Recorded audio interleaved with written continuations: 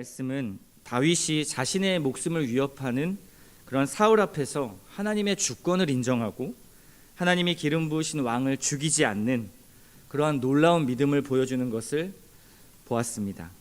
사울 한 사람만 없다면 모든 삶의 문제는 해결될 수 있을 것 같은데, 그런데 다윗은 그 기회를 붙잡지 않죠. 하나님께 벗어난 일은 그 어떠한 기회도 진정한 기회가 되지 않는다라는 것을 어제 말씀을 통해 또 다윗을 통해 우리는 배웠습니다. 다윗의 이런 믿음 어떻습니까? 정말 훌륭하고 본받을 만하지 않습니까? 하지만 성경은 사람을 본받는 것에 최종 목적을 두지 않습니다. 사람은 불완전하기 때문이죠. 다윗은 완벽한 사람이었을까요?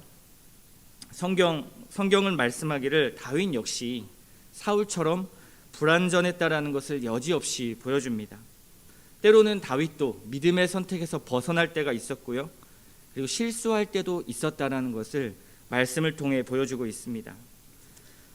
사무엘상 26장에서 다윗을 통해 감동을 받았던 사울, 이제 다윗을 쫓지 않고 죽이려 하지 않았을까요?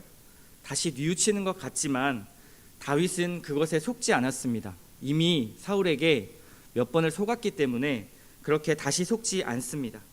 그래서 다윗은 믿음을 보여주긴 했지만 사울은 여전히 변하지 않았고요, 다윗이 처한 상황도 여전히 변하지 않고 그대로 있었습니다. 여전히 다윗의 목숨은 위태로운 것이죠.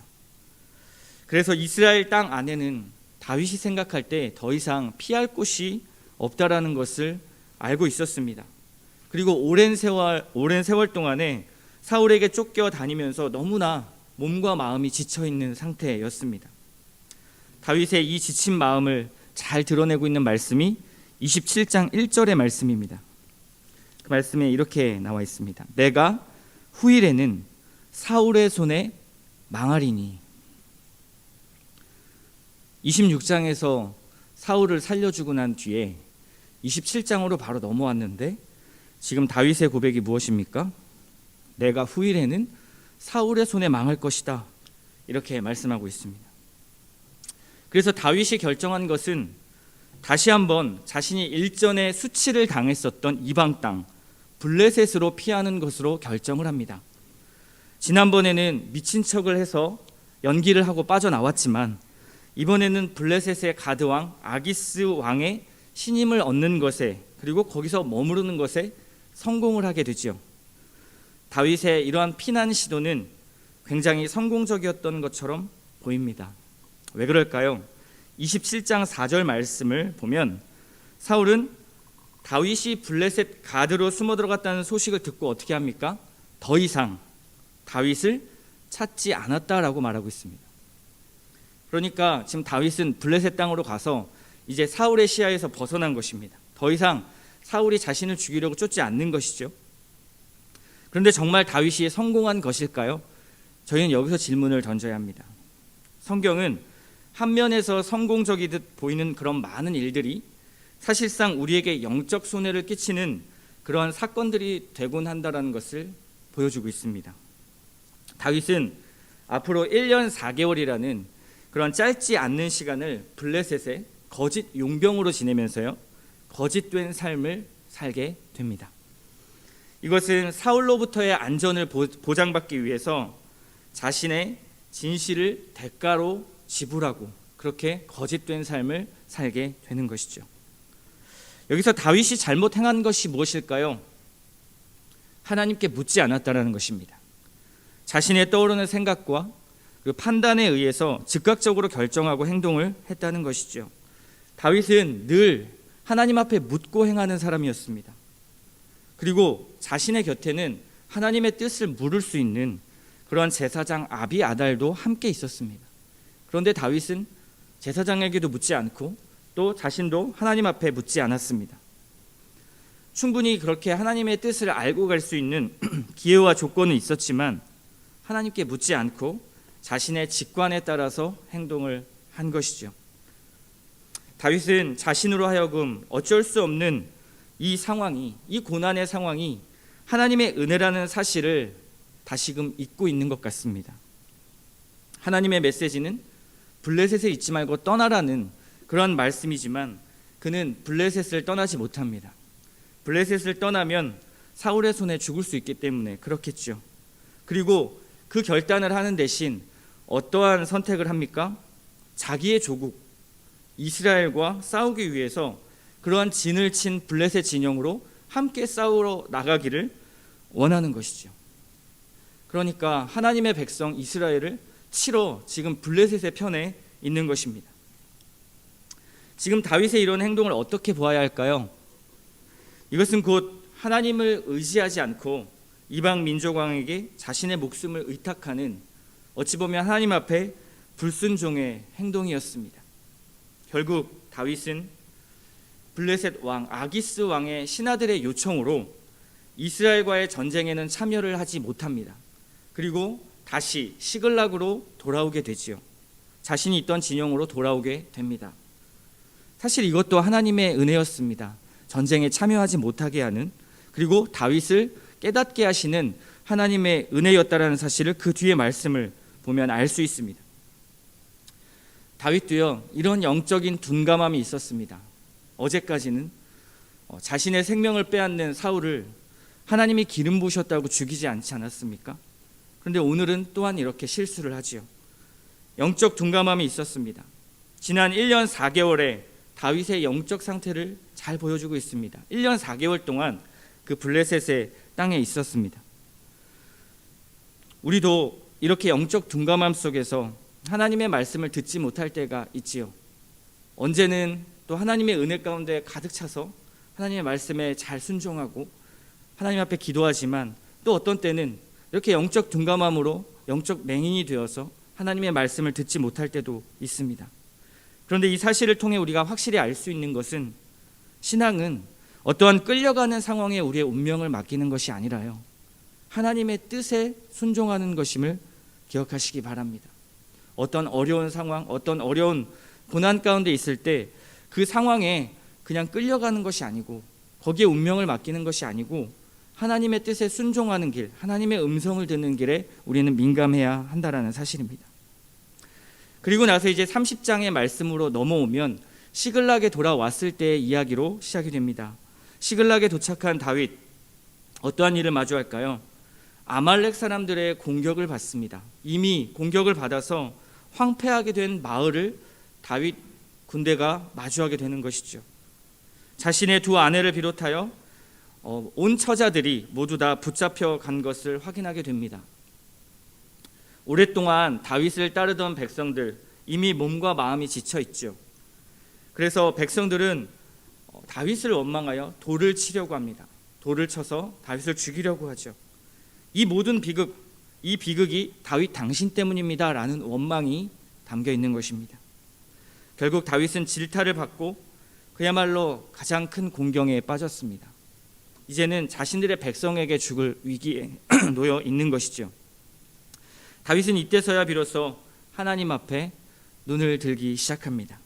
그때서야 하나님 앞에 묻고 다시 하나님으로 인하여 힘을 얻고 용기를 얻었다라고 오늘 6절 말씀에 말하고 있습니다. 사람은 참 어쩔 수 없는 것 같습니다. 막바지에 가야 되고요, 벼랑 끝에 서서 당장 죽을 것만 같을 때, 정말 나의 영혼과 모든 환경이 가로막혔을 때, 그때 하나님을 향해서 눈을 들게 되는 것 같습니다. 이제 오랜만에 다윗은 하나님 앞에 묻습니다. 하나님, 우리가 아말렉을 추격할 수 있겠습니까? 이제서야 다윗은 다시금 하나님의 은혜를 알아채고 반응을 하기 시작하는 것이죠. 다윗은 결국 아말렉 추격에 성공하고요, 그리고 아말렉을 습격해서 다 멸해서 그 처자들을 다시 되찾고요, 많은 전리품들을 얻게 됩니다. 이것이 30장의 내용입니다. 우리가 이쯤에서 보면 사울과 다윗의 공통점이 있다는 것을 발견할 수 있습니다. 둘 다 어두움을 선택했다는 것이죠. 사울은 자기의 왕국을 유지하기 위해서 무엇을 했습니까? 하나님을 버렸습니다. 다윗은 자신이 살아남기 위해서 블레셋에서 거짓된 삶을 선택했습니다. 다윗은 사울을 죽이지는 않았지만 그로 인해서 블레셋으로 피난을 가게 되었고요. 말씀을 지키기 위해서 또다시 다른 말씀을 어기게 되는 상황이 되어버렸습니다. 다시금 하지만 사울과 다윗의 분명한 차이점이 있지요.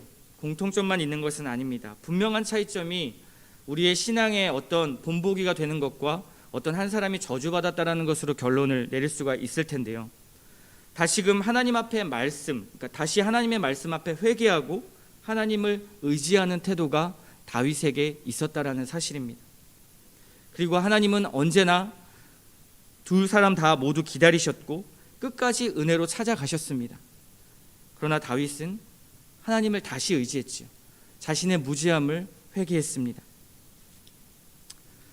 사람이 은혜를 깨닫는다는 것 정말 더디다라는 사실을 다윗만 보아도 알 수 있습니다. 이런 무지한 다윗에게 하나님은 계속해서 사인을 보내십니다. 다윗아, 네가 나의 백성 이스라엘을 대적하는 블레셋 편에서 전쟁을 하겠느냐? 하나님은 그래도 깨닫지 못하는 이 다윗을 위해서 아말렉을 통하여 시글락에 남아있던 처자들이 다 포로로 붙잡혀가고 그리고 다윗에게는 절박한 상황을 만드신 것이죠. 다윗을 깨닫게 하시기 위해서였습니다.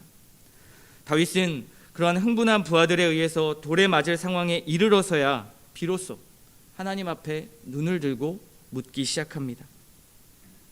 우리가 여기서 보아야 할 것이 무엇일까요? 불신앙의 길로 들어선 이 다윗은 다윗을 받아주시는 하나님의 은혜에 주목해야 합니다.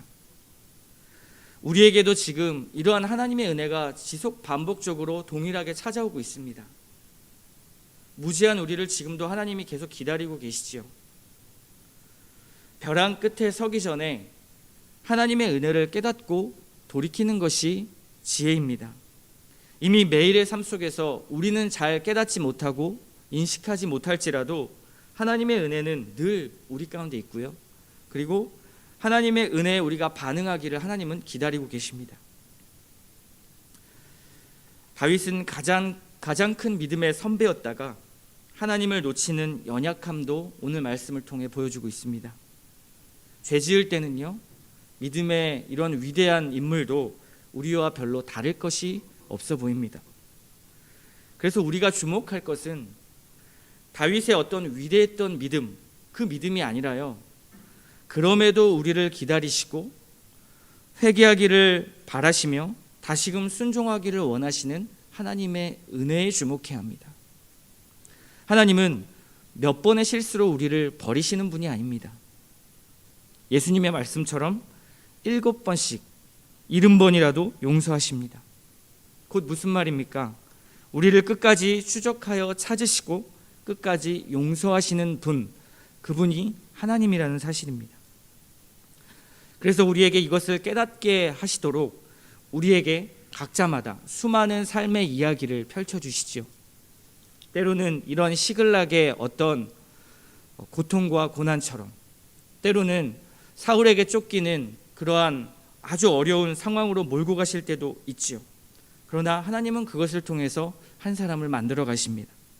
그리고 하나님의 은혜가 무엇인지를 반드시 깨닫게 하시죠. 이것이 바로 복음의 은혜입니다. 그러한 과정 속에서 우리는 수없이 넘어지고 다시 일어설 것입니다. 그때 이러한 믿음의 신앙의 선배였던 다윗조차도 하나님 앞에 불순종할 때도 있었다는 사실을 기억하십시오. 그러나 하나님은 그를 버리지 않으시고 끝까지 기다리셨습니다. 다윗 또한 하나님 앞에 다시금 회개하고 돌이켰다라는 사실을 기억하십시오.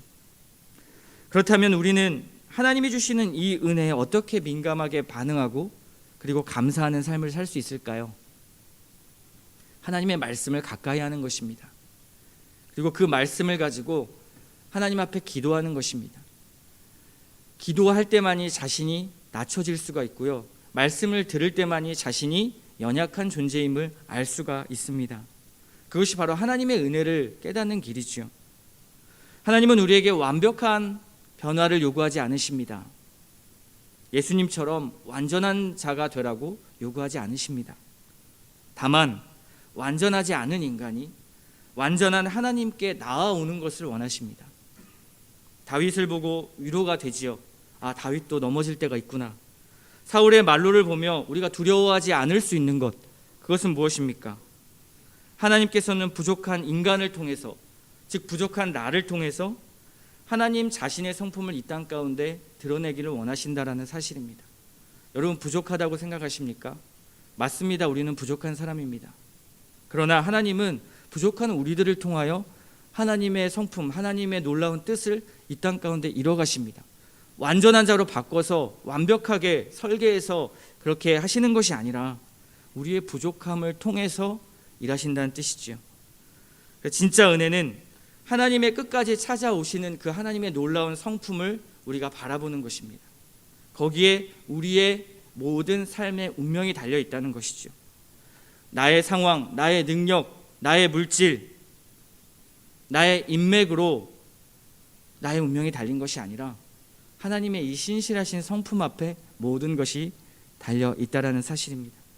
그러니 우리는 하나님의 이 신실하신 은혜, 이 은혜의 성품, 우리를 향해 끝없이 베푸시는 이 하나님의 사랑을 사모해야 합니다.